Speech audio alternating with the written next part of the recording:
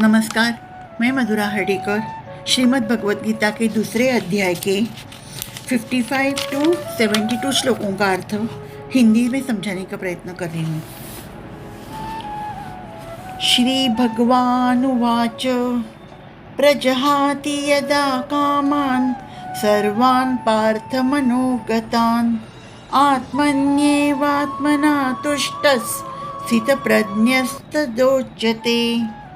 श्री भगवान ने कहा, हे पार्थ, जब मनुष्य मनोधर्म से उत्पन्न होने वाली इंद्रिय तृप्ति की समस्त कामनाओं का परित्याग कर देता है और जब इस तरह से विशुद्ध हुआ उसका मन आत्मा में संतोष प्राप्त करता है, तो वह विशुद्ध दिव्य चेतना को प्राप्त मतलब स्थितप्रज्ञ कहा जाता है। दुःखेष्वनुद्विग्गमनास् सुखेषु विगतस्पृहः वीतरागभयक्रोधस् स्थितधीर्मुनिरुच्यते। जो त्रय तापों के होने पर भी मन में विचलित नहीं होता अथवा सुख में प्रसन्न नहीं होता और जो आसक्ति भय तथा क्रोध से मुक्त है, वह स्थिर मन वाला मुनि कहलाता है।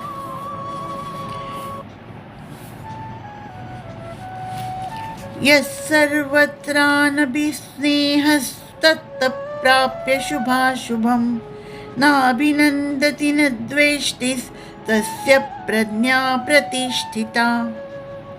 इस भौतिक जगत में जो व्यक्ति न तो शुभ की प्राप्ति से हर्षित होता है और न अशुभ के प्राप्त होने पर उससे घृणा करता है, वह पूर्ण ज्ञान में स्थिर होता है। यदा संवरते चायं कुर्मोगानीव सर्वशः इन्द्रियाणीन्द्रियार्थेभ्यस्तस्य प्रज्ञा प्रतिष्ठिता। जिस प्रकार कछुआ अपने अंगों को संकुचित करके खोल के भीतर कर लेता है, उसी तरह जो मनुष्य अपनी इंद्रियों को इंद्रिय विषयों से खींच लेता है, वह पूर्ण चेतना में दृढ़तापूर्वक स्थिर होता है। विषया विनिवर्तन्ते निराहारस्य देहिनः रसवर्जं रसोऽप्यस्य परम दृष्ट्वा निवर्तते। देहधारी जीव इंद्रिय भोग से भले ही निवृत्त हो जाए, पर उसमें इंद्रिय भोगों की इच्छा बनी रहती है। लेकिन उत्तम रस के अनुभव होने से ऐसे कार्यों को बंद करने पर वह भक्ति में स्थिर हो जाता है। यततो यपि कौन्तेय पुरुषस्य विपश्चितः इंद्रियाणि प्रमाथीनि हरन्ति प्रसभन् मनः। हे अर्जुन, इंद्रियां इतनी प्रबल तथा वेगवान है कि वे उस विवेकी पुरुष के मन को भी बलपूर्वक हार लेती है, जो उन्हें वश में करने का प्रयत्न करता है।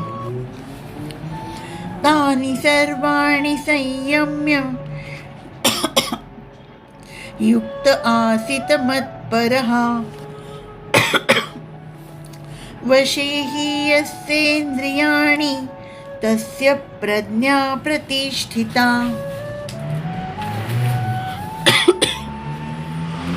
जो इंद्रियों को पूर्णतया वश में रखते हुए इंद्रिय संयमन करता है और अपनी चेतना को मुझ में स्थिर कर देता है, वह मनुष्य स्थिरबुद्धि कहलाता है। ध्यायतो विषयान् पुंसस् संगस्तेषुपजायते संगान् सजाय संजायते कामः कामात् क्रोधोऽभिजायते। इंद्रिय विषयों का चिंतन करते हुए मनुष्य की उनमें आसक्ति उत्पन्न हो जाती है और ऐसी आसक्ति से काम उत्पन्न होता है और फिर काम से क्रोध प्रकट होता है। क्रोधात् भवति सम्मोहस् सम्मोहात् स्मृतिविभ्रमः स्मृतिभ्रंशात् बुद्धिनाशो बुद्धिनाशात् प्रणश्यति। क्रोध से पूर्ण मोह उत्पन्न होता है और मोह से स्मरण शक्ति का विभ्रम हो जाता है। जब स्मरण शक्ति भ्रमित हो जाती है तो बुद्धि नष्ट हो जाती है और बुद्धि नष्ट होने पर मनुष्य भवकूप में पुनः गिर जाता है। राग द्वेष वियुक्तैस्तु विषयानिन्द्रियैश्चरन् आत्मवश्यै विधेयात्मा प्रसादमधिगच्छति। किंतु समस्त राग तथा द्वेष से मुक्त एवं अपनी इंद्रियों को संयम द्वारा वश में करने में समर्थ व्यक्ति भगवान की पूर्ण कृपा प्राप्त कर सकता है।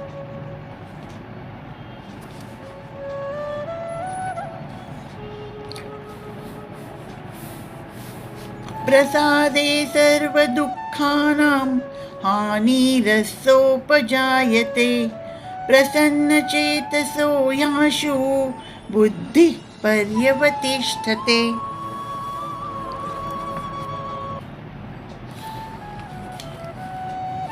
इस प्रकार कृष्ण भावनामृत में तुष्ट व्यक्ति के लिए संसार के तीनों ताप नष्ट हो जाते हैं और ऐसी तुष्ट चेतना होने पर उसकी बुद्धि शीघ्र ही स्थिर हो जाती है। नास्ति बुद्धिर्युक्तस्य न चायुक्तस्य भावना न चाभावयतः शान्तिरशान्तस्य कुतः सुखम्। जो कृष्ण भावनामृत में परमेश्वर में संबंधित नहीं है उसकी न तो बुद्धि दिव्य होती है न ही मन स्थिर होता है, जिसके बिना शांति की कोई संभावना ही नहीं है। शांति के बिना सुख हो भी कैसे सकता है।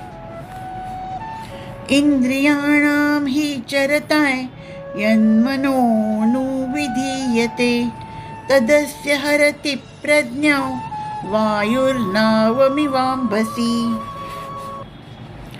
जिस प्रकार पानी में तैरती नाव को प्रचंड वायु दूर बहा ले जाती है, उसी प्रकार विचरणशील इंद्रियों में से कोई एक जिस पर मन निरंतर लगा रहता है मनुष्य की बुद्धि को हर लेती है।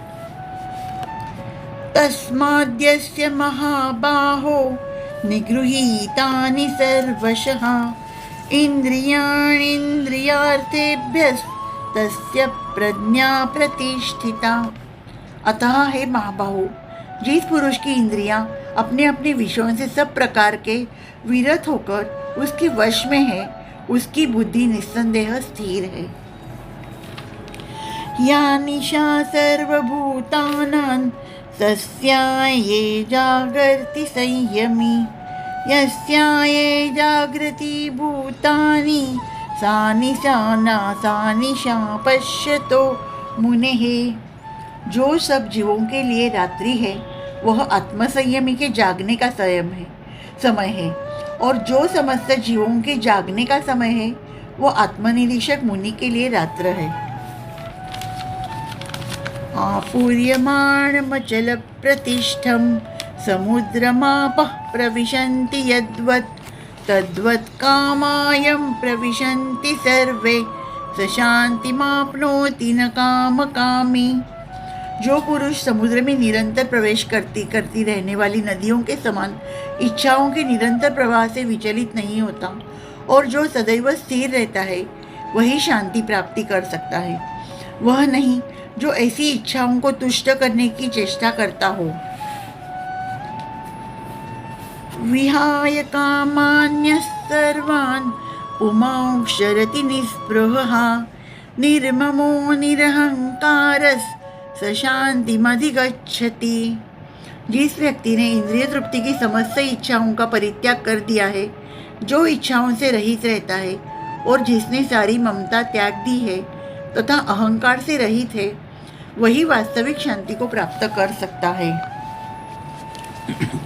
एषा ब्राह्मी स्थिति पार्थ नैनां प्राप्य विमुह्यति स्थित्वा स्यामन्तकालेऽपि ब्रह्म निर्वाणमृच्छति।